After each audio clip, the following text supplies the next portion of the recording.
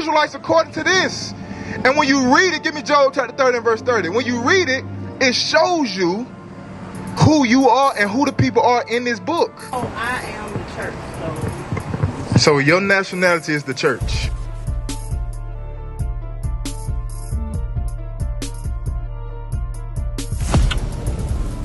My God, I can't believe it. Put on the screen! You said that you've seen us before. And when you seen us before, you pulled up, you said, hey, give us that good word, brother. So you knew what we teaching, so this is not your first time hearing this. So my question is to you, what is your nationality and what do you fellowship at?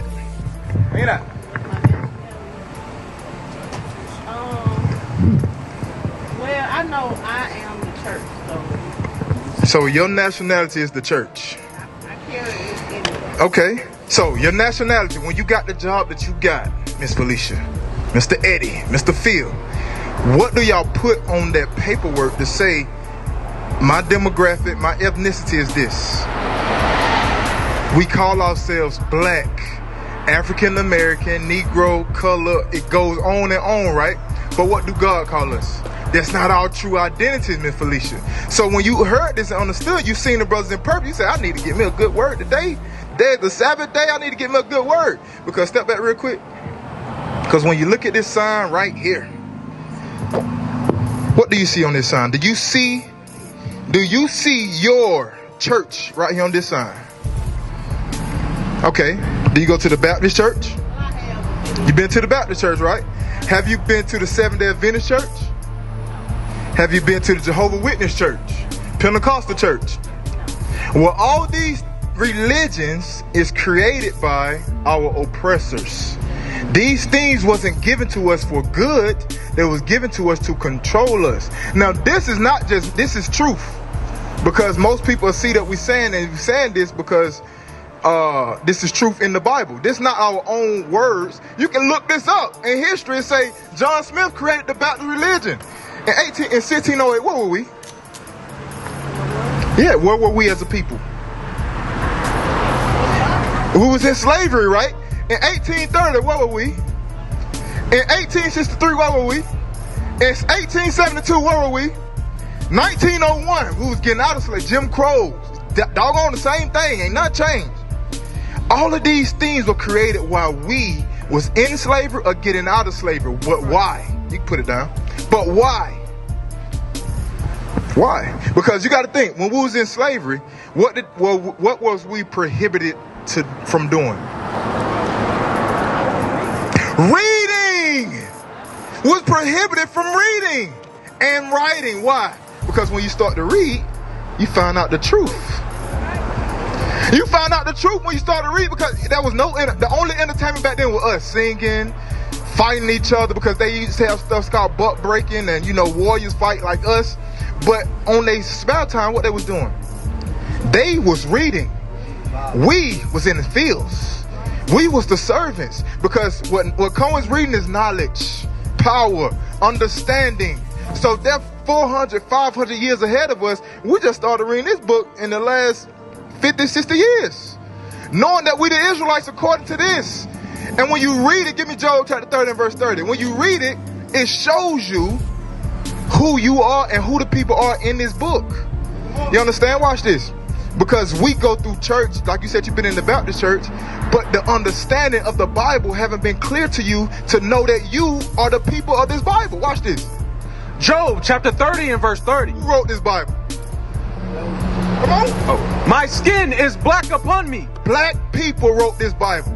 Job said, my skin is black upon me. Now, if Job said his skin is black, Song of Solomon 1 and 5. Come on. When all these people in his Bible write down what they look like, and he just read to you and described you what Christ looked like, so who is the Bible written to? Us. They're right. They're right. So guess what we got to start doing? We got to start doing the things that are in the Bible. How you doing, sir? What we're going over, we're showing our people right here, showing them their identity in the Bible. Because for far too long, we've been going by African American, West Indians, Haitians, Puerto Ricans, Cubans, all these names that were given to us in slavery. But our true identity is right here in this Bible when we pick it up and read it. Now watch this. King Solomon is from the tribe of Judah. He was the king over Israel. When you read the Bible, talk about Israel, right? Watch this. Song of Solomon, chapter 1 and verse 5. The king of Israel. I am black. What did he say? I am black. King Solomon said, I am black. You can't get around that. You know what I'm saying? Because when you Google King Solomon today on Google right now, what color come up? What it'll look like?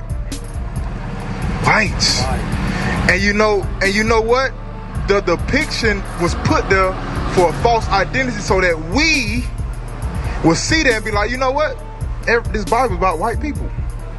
But when you read it and we bring out the truth, some people get offended although only thing we're doing is reading the Bible. Right. You understand? Give me Psalm 119 and verse 142. Because what was given to us, the so-called African American, blacks, Hispanics, and Native Indians, what was given to us as the Israelites is this right here. Watch this. Psalms chapter 119 and verse 142. Thy righteousness is an everlasting righteousness. In thy law. Thy what? In thy law is the truth. God's laws was given to us as his chosen people. You understand? So when we receive God's laws, what we supposed to do with them? Obey. We supposed to obey his laws and do his laws, right? So are we doing God's laws today as his chosen people? So what happened? Give me Deuteronomy 28 verse 15. So what happens when we don't do God's laws? What's your name, sir? I didn't get your name. Mr. Nathaniel. You're the councilman right here in Washington, right? And what we're doing right now, from what you see, what we're doing, we're showing you truth right here in the Bible, because you're a Bible-believing man, right? We're Bible-believing people. In our soul, innately, we know that we're connected to God somehow, but there's a disconnect there. The disconnect is we don't identify with the words in this book. We don't identify with the God that gave us special things to go by. Watch this. Deuteronomy chapter 28 and verse 15.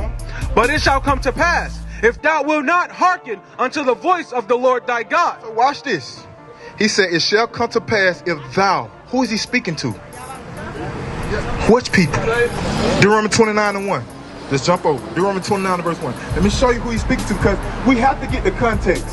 Because like I was explaining to Miss Felicia, that in slavery, we were taught not to what? Read and write. If we got caught reading and writing, what happened? We got punished. Hands got cut off. You got hung up in the middle of town, beat, tarred and further. If you want to learn any kind of knowledge, it had to be from your oppressor. You understand? Whatever they tell you, that's what you can't do no research. You couldn't go read no encyclopedias. You couldn't read no dictionaries. You couldn't read no maps. But guess what? We created all these things without that knowledge or having to go behind them to get that knowledge. We created an underground railroad. People didn't even know how to read. You understand? We created all these things coming out of slavery to escape our oppressors. Like my brother just said, we created maps from Georgia to Pennsylvania without knowing how to read. We the greatest people on the face of the earth. Watch this, read that. Deuteronomy chapter 29 and verse 1. These are the words of the covenant which the Lord commanded Moses to make with the children of Israel. The words of the covenant God gave to Moses to make with who? To make with the children of Israel. To make with the children of Israel. So the whole fact of the people saying that God came to everybody, my sister, that God spoke to everybody, that's not real. You understand? Who did God speak to right here in this verse?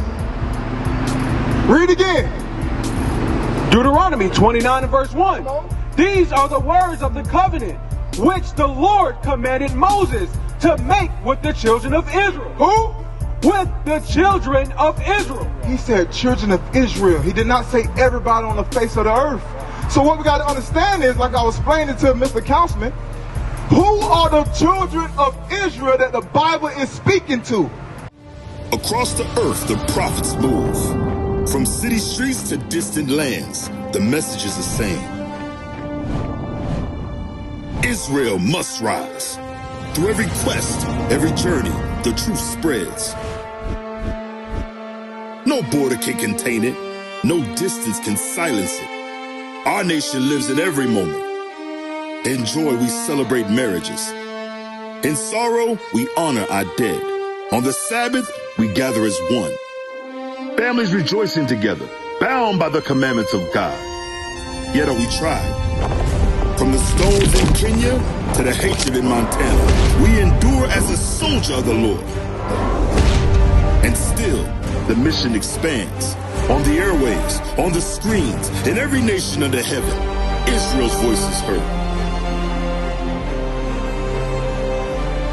We build our communities. We raise our children in royalty. We restore what was broken. We clean what was defiled. We show the world who we are.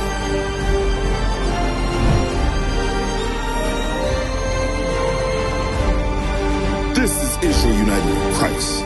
Nation in motion. Nation endures.